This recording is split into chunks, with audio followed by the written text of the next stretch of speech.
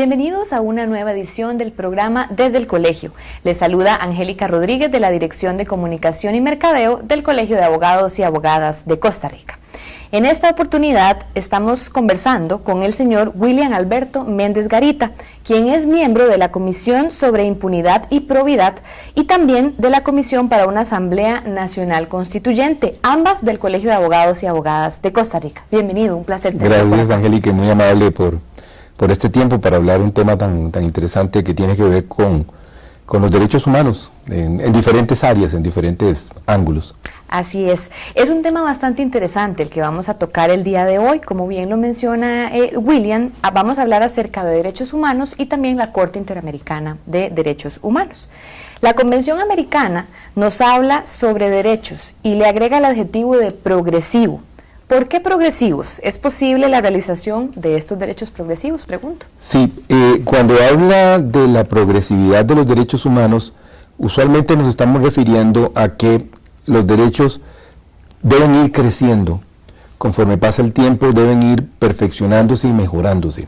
Pero también existe lo opuesto, la posibilidad de tener una regresión de los derechos, y entonces es donde tenemos que hacer los esfuerzos, señala la misma convención que he citado, la Convención Americana o el Pacto de San José, de que los estados tienen que hacer su mejor esfuerzo para que haya un derecho que vaya mejorando día con día, pese a las circunstancias internas que pueda tener el país. Y esas mismas circunstancias puede ser que en algún momento determinado, por factores que no necesariamente puedan estar en control de las autoridades del gobierno, puedan verse perjudicados, puedan disminuirse, pero que no sea la actividad normal o no sea la conducta del Estado en una forma intencional, sino por factores externos. Y la progresividad podemos verla en diferentes ámbitos de los derechos humanos. Por ejemplo, la progresividad de los derechos políticos. Y si hablamos, por ejemplo, en el caso de la participación de las mujeres en los cargos de elección popular o en las instancias políticas o en el acceso a los cargos públicos. Ese es un tipo de derecho político, pero también tenemos otros derechos que son los económicos, los sociales y los culturales, que son también inclusive tan complejos como los derechos políticos. ¿Por qué? Porque en la parte de los derechos económicos, sociales y culturales entran en juego también factores como por ejemplo la estabilidad económica de los países, de tal manera que si tenemos recursos podemos desarrollar muchos de esos derechos humanos, pero si no tenemos recursos, esos derechos o no se desarrollan o inclusive pueden verse disminuidos. Y eso es un poco complejo porque tenemos la norma del tratado, en este caso de la Convención Americana, tenemos inclusive normas dentro de cada país que permiten o que hablan de ese desarrollo progresivo. Las constituciones de muchos países lo establecen, o leyes de inferior rango, pero también lo señalan, pero no basta con el desarrollo normativo, en el caso del ordenamiento jurídico de cada nación, porque dependerá de esos factores internos, externos, endógenos, exógenos, algunas veces lo podemos hablar de esa manera, para saber si tenemos el derecho, pero el contenido del contenido para que ese derecho sea posible. Es decir, si estamos hablando del desarrollo económico de los países para que las personas tengan una mejor calidad de vida, si la economía de esos países no tiene un crecimiento, sino más bien la economía de esos países va en un sentido inverso al crecimiento, entonces no tendremos cómo desarrollar esos derechos humanos y por lo tanto hay que ponerle mucha atención. Y en la parte de los derechos culturales, que es una de las que menos hablamos en América Latina, ese se vuelve más importante porque hay derechos culturales que inclusive pudiéramos perder. ¿Cómo ve usted estos derechos a nivel de Costa Rica, a nivel país? Costa Rica ha hecho un gran esfuerzo. De hecho, recuerde que el Pacto de San José, o Convención Americana, lleva su nombre porque tuvo la sede en Costa Rica en su creación, y Costa Rica ha hecho un gran esfuerzo, pero no es ajeno, al igual que los demás países, de que los derechos humanos puedan tener un tope de crecimiento por circunstancias que no necesariamente son previstas o son circunstanciales, y entonces hay que hacer un esfuerzo para que esos derechos humanos puedan ir creciendo, puedan ir progresivamente mejorándose. Y lo que hay que tratar también de hacer un esfuerzo es que esos derechos humanos no disminuyan o ocurra, lo peor de las situaciones es que no se puedan hacer efectivos. La idea es que los derechos humanos puedan ser efectivos. Y Costa Rica ha hecho un gran esfuerzo. No tenemos el 100% de los derechos humanos desarrollados. Igual que muchos otros países tenemos muchos retos que superar, muchos obstáculos en el camino para tener la realización plena de los derechos humanos, del 100% de ellos. Entonces podríamos hablar de que existe un avance en algunos derechos y que puede haber un aspectos de los derechos humanos que no se han desarrollado, que necesitan que le pongamos atención. Entonces no todos están en el mismo punto de partida ni en el mismo punto de desarrollo. Claro.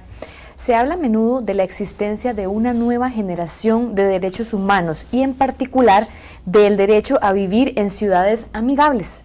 Cuéntenos un poco acerca de este derecho. Usualmente, claro, sí, porque se trata de la posibilidad de que veamos como una derivación del derecho a la vida el desarrollo de un derecho humano que va más asociado. Alguna gente dice, esto es derecho urbanístico, pero no, en realidad estamos hablando del derecho a vivir en ciudades amigables, en ciudades compatibles que le permitan a la persona crecer y desarrollarse.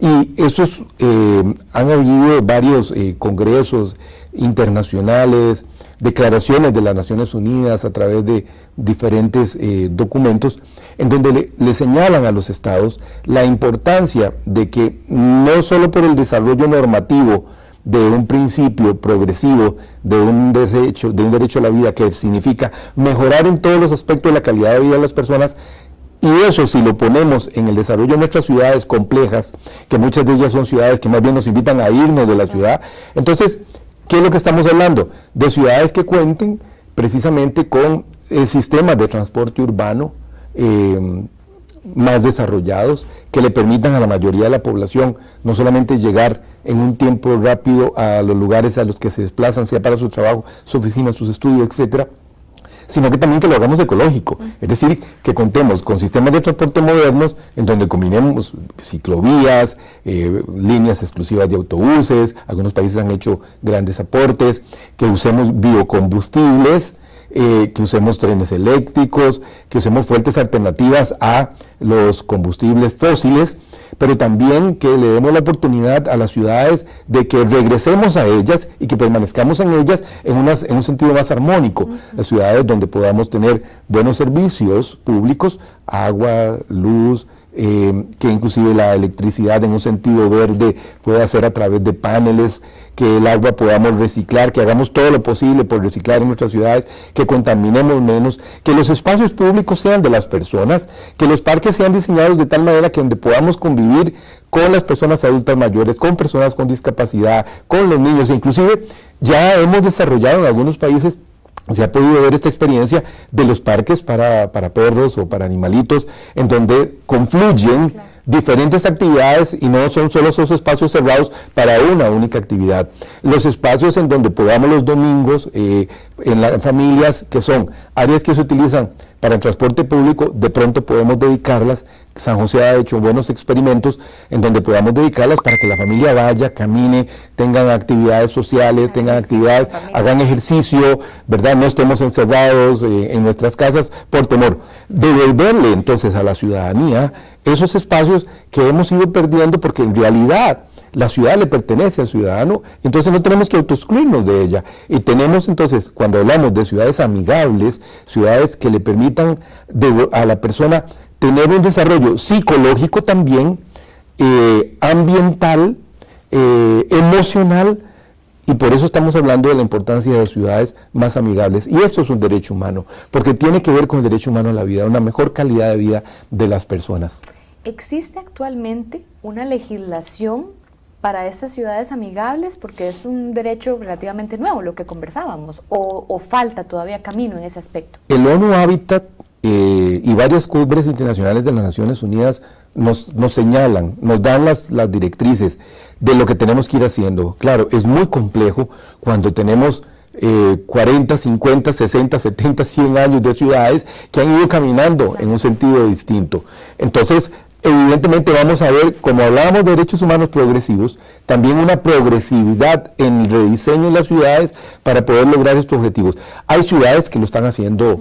En Colombia, por ejemplo, en lo que tiene que ver con transporte urbano se ha hecho un gran avance. Ya he dicho que algunas experiencias lindísimas que se han desarrollado en Costa Rica en materia también de transporte urbano. Hay otros grandes proyectos que tienen que ver con parques, con arborizaciones, con el rediseño. Ya entramos directamente a la materia urbanística, pero no podemos depender del desarrollo urbanístico solamente porque existen otros factores complementarios.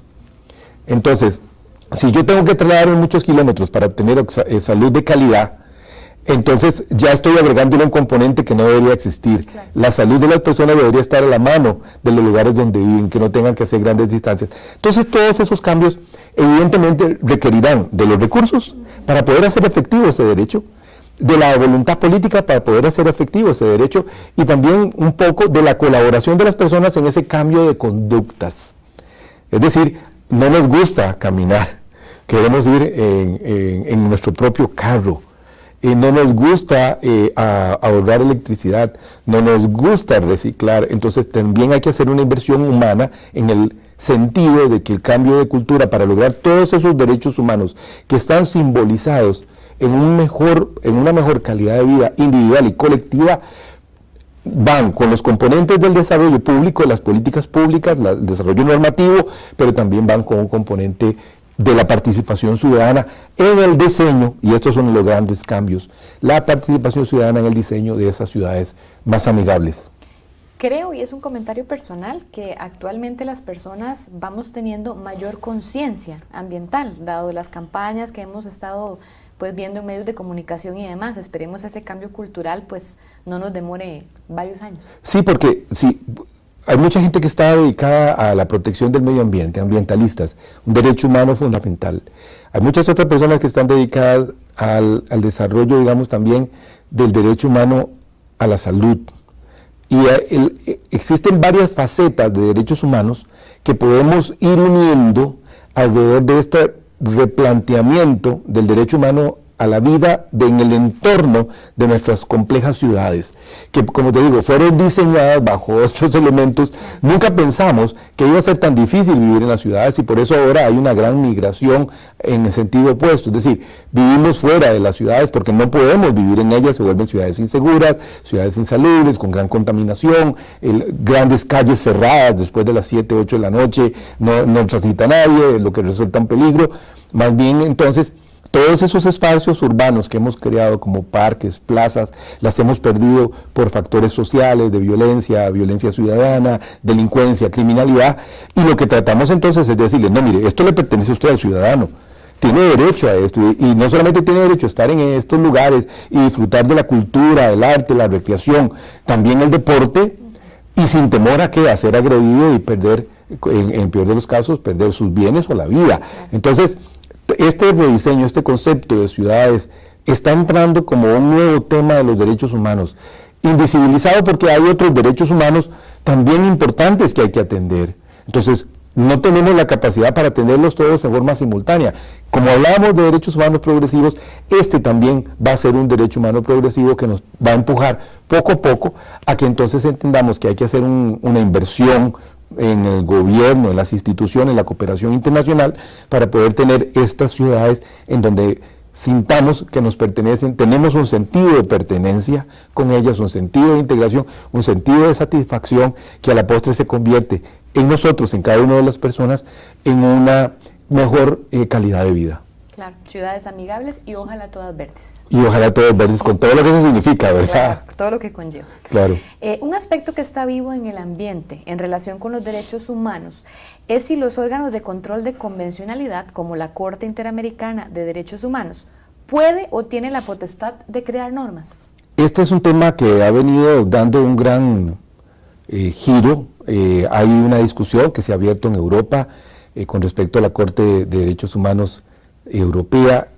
A nivel de América Latina también se ha planteado, digamos que en esencia han sido establecidos a través de los tratados internacionales, de los convenios, ordenamientos que son el marco de referencia sobre el cual los órganos de control de convencionalidad pueden actuar. Ahora, hay quienes dicen que a través de las interpretaciones que hagan de este ordenamiento jurídico del derecho internacional público, que los órganos de convencionalidad pueden haber excedido, pueden exceder en el futuro este sentido pragmático, positivo, de que solamente interpretan y que en esas interpretaciones haya algo más, como por ejemplo el desarrollo de derechos no previstos en esas convenciones. Y eso es toda una discusión que podemos analizar desde diferentes temas. ¿Por qué?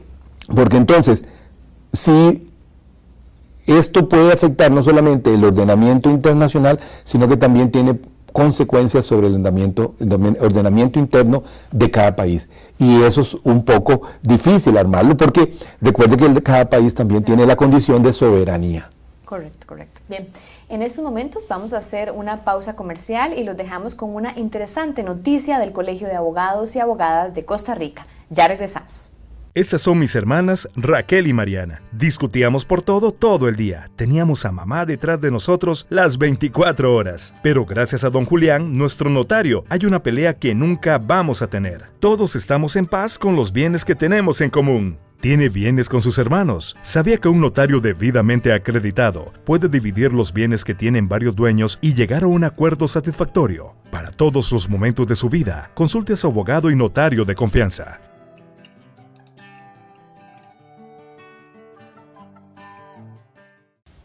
Continuamos con el programa Desde el Colegio, un programa oficial del Colegio de Abogados y Abogadas de Costa Rica. En esta oportunidad estamos conversando con William Méndez Garita, quien es licenciado en Derecho, en Ciencias Políticas y en Periodismo. Y hemos estado conversando sobre los derechos humanos y la Corte Interamericana de Derechos Humanos. William, yo quería preguntar, siguiendo un poco la temática que llevábamos, si la jurisdicción constitucional o sala cuarta puede crear derechos o solo puede interpretar las normas. Existe un debate en Costa Rica que se ha abierto, colegas muy importantes de nuestro colegio, como el doctor Alex Solís, también lo ha planteado en varios libros que ha publicado sobre la capacidad extraordinaria que se le dio a la sala constitucional desde su creación, que puede inclusive rayar en algunos momentos con no solamente interpretarlas, sino crear normas. Y entonces este debate no lo hemos cerrado, más bien es un debate que está empezando. ¿En virtud de qué? De que es muy complejo como un órgano como la Sala Constitucional, que casi que no tiene límites. Entonces las interpretaciones de la Sala Constitucional a la postre terminan siendo interpretaciones que puedan entrar en esa dinámica de ¿será que nos hemos excedido o será que no nos hemos excedido? Y eso es importante plantearlo, porque todos estos órganos de control de convencionalidad en materia de derechos humanos, como la Corte Interamericana y la propia Sala Constitucional, pues de una u otra manera logran llenar los vacíos en materia del ordenamiento jurídico, esas zonas grises, esas zonas de confusión, y entonces habría que determinar caso por caso, no en una forma genérica, en donde sí pudo haber habido un exceso o en donde no. Pero no es para censurar, no es para criticar, no es para eliminarle sus potestades o para plantear, digamos, cercenar lo que la ley le establece como su posibilidad, sino más bien como un sentido crítico, un sentido de análisis para mejorar el ordenamiento, siempre y cuando esto no vaya en detrimento de ninguno de los derechos o inclusive con respecto a algún contronazo que pueda tener entre poderes. Entonces es básicamente un análisis teórico que hay que hacer al calor de las sentencias que va emitiendo la Sala Constitucional. Para usted, ¿cuáles son los retos o los mayores retos que tiene la Corte Interamericana de Derechos Humanos en estos momentos? Hay varios. Diríamos que el acceso a la justicia de las personas no es un método fácil ingresar a la Corte Interamericana, es un proceso un poco complejo, es muy costoso usualmente. Hay muy poca participación de la víctima en la Corte Interamericana, no es un proceso oral y creo que debería haber un proceso más cercano a la oralidad, mayor oralidad.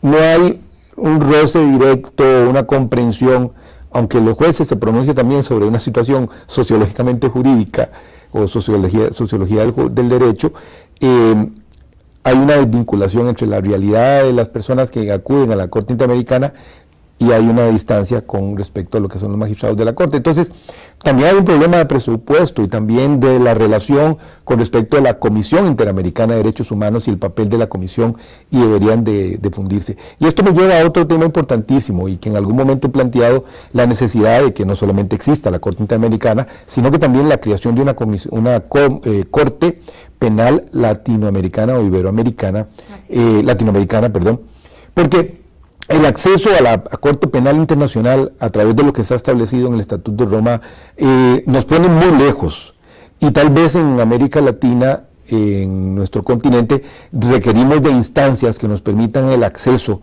a un derecho penal internacional más expedito. No podríamos esperar tanto tiempo a la realización, a la materialización de instrumentos de defensa de los derechos, particularmente cuando estamos hablando no de la vía judicial de la Corte, sino de la vía inmediata, de defensa de lo que es los delitos de lesa humanidad, el genocidio, la tortura y cosas tan terribles que han ocurrido en otras partes del mundo, que esperamos que no se repitan en América Latina, pero no tenemos esa instancia de acción inmediata como una Corte Penal latinoamericana.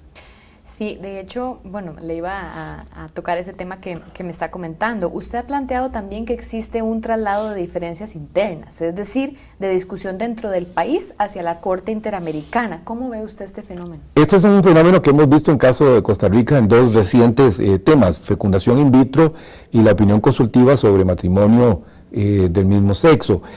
¿Qué es lo que ocurrió? Nuestro ordenamiento trató de buscar respuestas a estos debates jurídicos, pero no se lograron. Entonces los dos casos fueron llevados ¿a quién? A la Corte Interamericana, para que la Corte Interamericana de una u otra manera viniera a decirle a Costa Rica lo que tenía que hacer, cosa que evidentemente lo permite, está establecido de esa manera.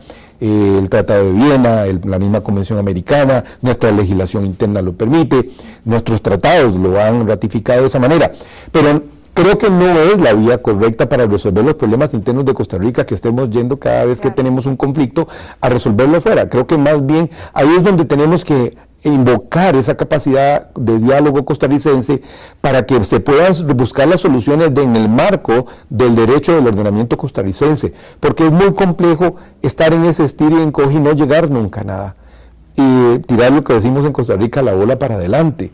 Por eso, en materia de derecho, tenemos que buscar en las instancias correspondientes, en este caso, por ejemplo, en la Asamblea Legislativa, las respuestas jurídicas a las demandas sociales, pero no sustraernos de ella al punto tal de que nunca vamos a dar una respuesta jurídica, aunque esa sea la voluntad del legislador, porque el legislador tiene la posibilidad de hacer las leyes, revocarlas, modificarlas, anularlas, e inclusive de no hacer ninguna ley, dependiendo de las circunstancias sociales, políticas, económicas. Pero un país con una alta vocación civilista, con una alta vocación al diálogo, deberíamos de encontrar las respuestas, y no necesariamente cada vez que el sistema colapsa porque no hay una respuesta, entonces acudir como si fuera una norma, como una segunda, una tercera instancia, una cuarta instancia de apelación, subsidio procesal, a que otras nos resuelvan esa ausencia del diálogo, y más bien tratar de promover los mecanismos internos para que se den las discusiones, los análisis,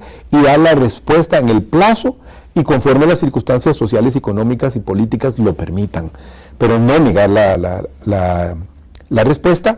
Y por otro lado, no tratar de irnos siempre por otra vía que precisamente está establecida para cumplir ciertos objetivos y no necesariamente la solución de nuestros conflictos internos. ¿Cree usted que el que se acuda a esta otra instancia, que es la Corte Interamericana, es una manera de que no le llegue directamente la responsabilidad a la instancia? Porque en uno de estos dos temas que tocabas es el de matrimonio igualitario, que hoy estamos viendo la noticia de que ahora le va a tocar a los diputados, y están hablando de que en un plazo de 18 meses se estarían ya pudiendo resolver este tema, pero ha durado bastante tiempo, ¿verdad? Ha pasado por distintas instancias, incluso fue a la Corte, volvió la opinión consultiva.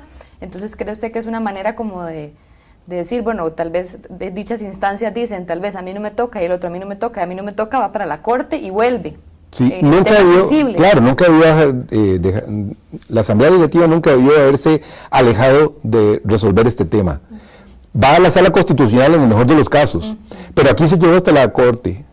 Y entonces ahora regresa precisamente a la sala, y la sala dice le corresponde a la Asamblea Legislativa, es decir, donde debió haber siempre estado la solución. Pero eso es importante porque entonces eso vuelve el ejemplo de que hicimos una ruta muy larga y regresamos por esa misma ruta muy larga al mismo punto de partida. Correcto. Eso es lo que tenemos que pensar en el diálogo. El diálogo es fundamental. Nuestra democracia, nuestras instituciones van a ser mejores si tenemos capacidad de diálogo, aunque no sea el diálogo 100% de lo que a mí me gusta, porque también hay que aprender que cuando se dialoga, se conversan puntos distintos de diferentes ideas, diferentes perspectivas, e inclusive de análisis jurídico para dar respuestas jurídicas a problemas sociales. Exacto. ¿Algún mensaje final, William, que quiera darle a nuestros televidentes que nos están viendo en este momento en tema de derechos humanos? Sí, que los derechos humanos son muy importantes, que tenemos organismos o instancias de control, de convencionalidad de los derechos humanos, la Sala Constitucional y la Corte Interamericana. La Corte hoy ha tomado mayor fuerza, tenemos también la Defensoría de los Habitantes, pero los derechos humanos en sí mismos quedan vacíos si no les damos el contenido, y se necesita el contenido a través de políticas públicas, a través de leyes, para poder hacer efectivos esos derechos humanos, y que hay una gran diversidad de derechos humanos. Estamos acostumbrados a ver solo 2 o 3 temas de los derechos humanos, pero tenemos que te hablaba del derecho humano a la cultura, que estamos perdiendo identidad cultural, y eso es la pérdida de nuestros valores, pero nuestros valores culturales. Y por ejemplo en el caso de las culturas de nuestros pueblos originarios, los pueblos indígenas, y eso es importante también verlo en nuestro patrimonio. Hay una cultura inmaterial y otra material que tenemos que preservar. Hay derechos ambientales, hay derechos a la salud, y entonces diferentes ramas del derecho a veces no les ponemos tanta atención, y tenemos que empezar a estudiar un poco más, a compartir estas ideas para que la gente entienda que en momentos de su vida, a lo largo del día, a lo largo de la existencia de nosotros, tendremos vínculo con esos derechos humanos, y es necesario que los identifiquemos, que los conozcamos y que sepamos cómo defenderlos. Muchísimas gracias, William, por atender nuestra invitación. Gracias al colegio. Y gracias a ustedes por seguirnos semana a semana. Les recordamos que puede vernos en nuestro canal de YouTube, en el Facebook Colegio de Abogados, Abogadas de Costa Rica, y por supuesto en los canales 19, 54 y Tele 1. Hasta la próxima semana.